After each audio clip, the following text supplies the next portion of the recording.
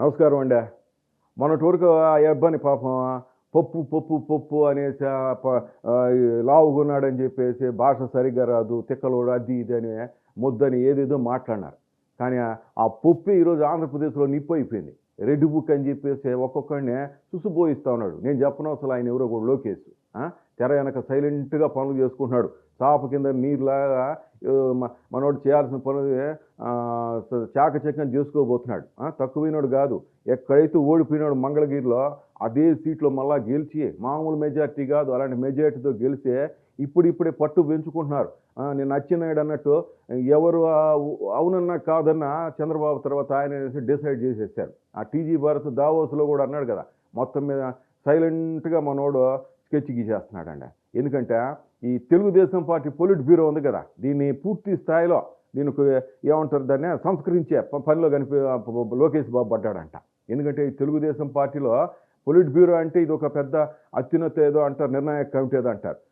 దాదాపు 22 మంది సభ్యులు మెయిన్ వాళ్ళు ఉంటారు. పార్టీ పరంగా ఏ నిర్ణయం తీసుకోవాలన్నా ఈ పొలిట్ బ్యూరోలో చర్చించిన తర్వాత అందరూ అభిప్రాయానికి వస్తారు. అది అందరికీ తెలిసిందే. అయితే 22 మంది పొలిట్ బ్యూరో సభ్యులు ఎక్కువ మంది చంద్రబాబు సహచరులు. దాదాపు 80% మంది 70 ఏళ్ళు పైబడినారు. అంటే ముసలోళ్ళు ఉన్నారు కదా! వచ్చే ఎన్నికల నాటికి రిటైర్ అయ్యే కూడా అవకాశం ఉంది. కాబట్టి ఈ స్థానంలో కొత్త వారిని కొంచెం తన బ్యాచ్‌నంతా యువతను తీసుకోవాలని మన లోకేష్ బాబు స్కెచ్ గీసినాడంట. అంటే పాతోళ్ళకి విశ్రాంతి ఇచ్చే యువతను తీసుకుంటే నాయన్ని కూడా ఒప్పించినాడంట చంద్రబాబును కూడా. లోకేష్ తక్కువైనోడు కాదు కదా! ఇంక సరే పిల్లకాయ కోసం ఆయన ఒప్పుకోడే అని చెప్పండి. మొత్తం మీద ఈ భవిష్యత్తు రాజకీయ దృష్ట్యా దూకుడుగా ఉండాలి. మంచి దూకుడుగా ఉండే వాళ్ళకి అవకాశం కల్పించాలని లోకేష్ భావిస్తున్నారంట. ఈ పార్టీ బాధ్యతలను యువనేత లోకేష్‌కు పూర్తి మనం కూడా చూసాం. డిప్యూటీ సీఎంను ఆయనకు మంచి అధ్యక్షుడి బాధ్యత ఇవ్వాలని శ్రీనివాస్ రెడ్డి అన్నాడు కదా! ఆ మైదుకూరు సభలో ఏదో అట్లా ఎక్కువగా చాలామంది వినిపిస్తున్నారు. మొత్తం మీద ప్రభుత్వంలో లోకేష్ ప్రాధాన్యం పెంచాలని, ఆయనకు ఉప ముఖ్యమంత్రి హోదా ఇవ్వాలని కూడా కార్యకర్తలు చాలామంది అనుకుంటున్నారు. ఇంక కూటమిలో గొడవలు మామూలే. మనం చూసాం కదా! టీ కప్‌లో తుఫాన్‌లాగా అంటారు, సైలెంట్‌గా ఉంటారు. ఇదే సమయంలో తన జట్టుకు కీలక బాధ్యతలు అప్పగించేలా కూడా లోకేష్ ప్లాన్ రెడీ చేసుకుంటున్నారంట. మనోడు బాగా ముదిరిపోయినాడబ్బా! ఇప్పుడు మనం చూస్తే ఈ శ్రీనివాస్ రెడ్డి, గుమ్మడి సంధ్యారాణి మేడం, కొల్లు రవీంద్ర ఇలాంటి వాళ్ళు మాత్రమే దాన్ని వాళ్ళని అట్లాగే పెట్టుకుంటాడంట.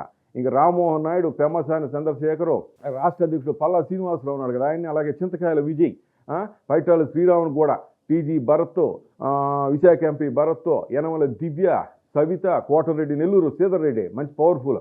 ఇలాంటి పేర్లన్నీ పరిశీలిస్తున్నాడంట.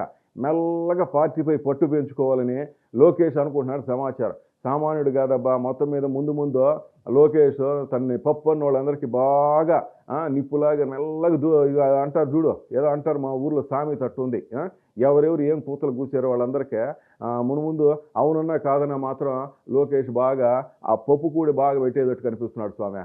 All the best లోకేషా.